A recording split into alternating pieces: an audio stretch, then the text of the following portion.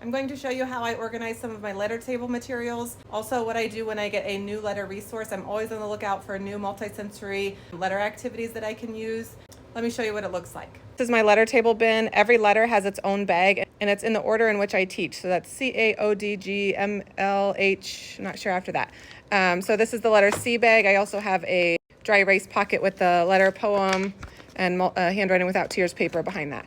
So when I teach a new letter, I'm going to come into this bag and I'm going to pick out new resources that I didn't use the previous week to make sure students are engaged and active and excited to go to that table. Now let me show you what I do when I get a new resource. So this new Playphone Sand Kit, I'm absolutely obsessed with. So these letter stampers have the letter and then an object that begins with that letter. So what I'm going to do is I'm going to take each letter, like this letter C is going to go in the letter C bag, so that when I'm teaching that letter, I can pull it out and I don't have to sort through a bunch of different materials. So on here, I always add a letter card. So I'm going to use this one. This is from Lakeshore Learning, and it's a sand tracing card so they can run their finger over it as they say C says K. Every time they do anything with the letter, they're going to say it. So they're going to stamp and say, C says K, C says K. Roll it out.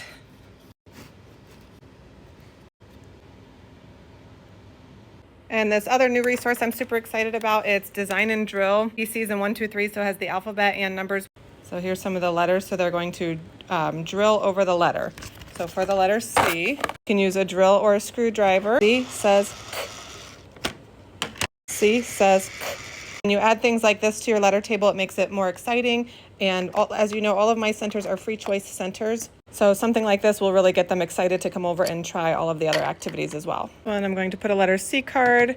And you know what? I'll probably put a button on here. So I try to add at least 2 buttons to the letter table so that if they forget the letter, they can go over and press the button and be reminded of what it is.